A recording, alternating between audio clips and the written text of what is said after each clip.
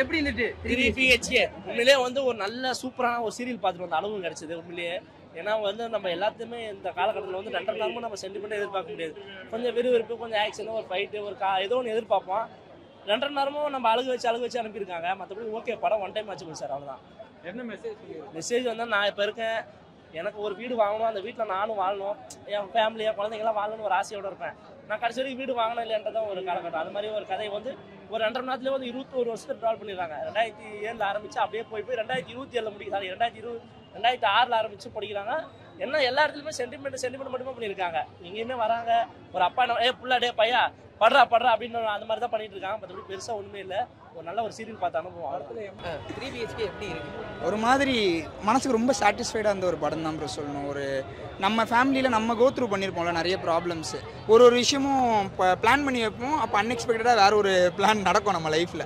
So அந்த விஷயத்தெல்லாம் ரொம்ப யதார்த்தமாக இருந்தது. பார்க்குற நிறைய மிடில் கிளாஸ்க்கு வந்து ஒரு பர்சனல் கனெக்ட் இருக்கும் 3 BHK.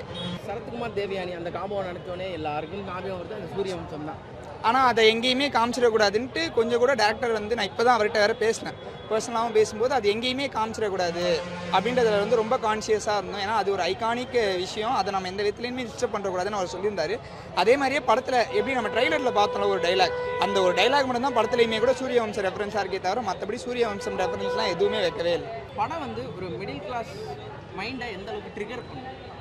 ஆக்சுவலி பயங்கரமாக ட்ரிகர் பண்ணோம். நம்ம நினச்சிட்டு இருப்போம் சிம்பிளாக ஒரே ஒரு மெசேஜ் தான், ஃப்யூச்சர் நல்லாயிருக்கும்னு நினச்சி இன்றைக்கி நிறைய விஷயத்தை நம்ம சாக்ரிஃபைஸ் பண்ணிக்கிட்டே வருவோம். ஸோ ஆனால் வந்து அந்த மாதிரி நம்ம பண்ணும்போது ஃப்யூச்சர் நல்லா இருக்காதான் நமக்கு தெரியாது, ஆனால் ப்ரெசென்ட்டை வாழாமையே போயிடுறோன்ற ஒரு செம்ம மெசேஜை சூப்பராக சொல்லியிருக்காங்க. ஸோ அந்த மெசேஜ் வந்து நிறைய பேர் இப்போ கூட நிறைய பேர் நினச்சிட்டு இருக்கலாம், ஃப்யூச்சர் மாறிடும் நினச்சி இன்றைக்கி நிறைய விஷயத்தை சாக்ரிஃபைஸ் பண்ணிகிட்டு இருக்கவங்களுக்கு வந்து ஒரு மாதிரி ஒரு ஹார்ட் ஹிட்டிங்காக நம்ம இப்போ வாழலாம் அப்படின்னு தோண வைக்கும். ஆப்வியஸாக ப்ரோ சொந்த வீடு வாங்கணும் எல்லாருக்குமே கனவாக இருக்கும். சென்னையில் நம்ம வந்து இப்போ வந்து ட்ரிப்ளிகேனில் இருந்திருப்போம், கொஞ்சம் நான் வந்து பல்லாவரம் போயிருப்போம், அப்படியே கொஞ்சம் வந்து தாம்பரம் பெருங்கலத்தூர், நீ சிட்டிக்கு அவுட்டர் சைடில் நிறைய பேர் வாழ்கிறாங்கல்ல, அதுவுமே ஏன் கூட இந்த படத்தை வந்து நிறைய விஷயம் வந்து அதையுமே கூட சொல்லியிருக்கு.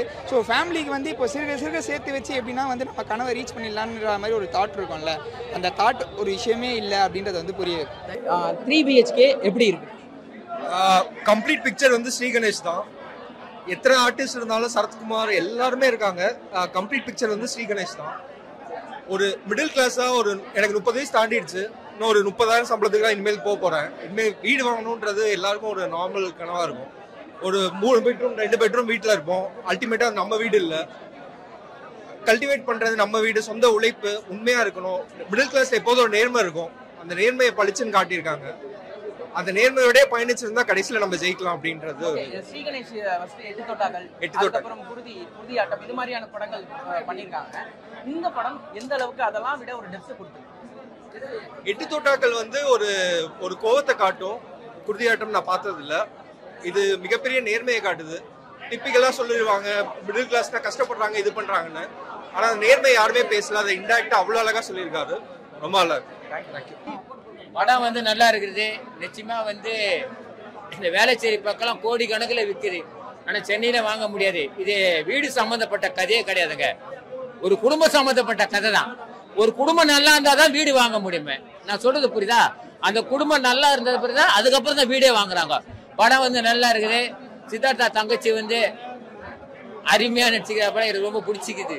படம் நல்லா இருக்கு, எல்லாருமே நல்லா நடிச்சுக்கிறாங்க. தெய்வயானிலாம் இது சூரிய வம்சம் மாதிரிலாம் கதையே கிடையாது. இது ஒரு வீடு சமாச்சாரம், ஆனா வீடு வாங்குறது பெருசு கிடையாது. கூட்டு குடும்பமா இருந்தா தான் வீடு அது. ஓகே.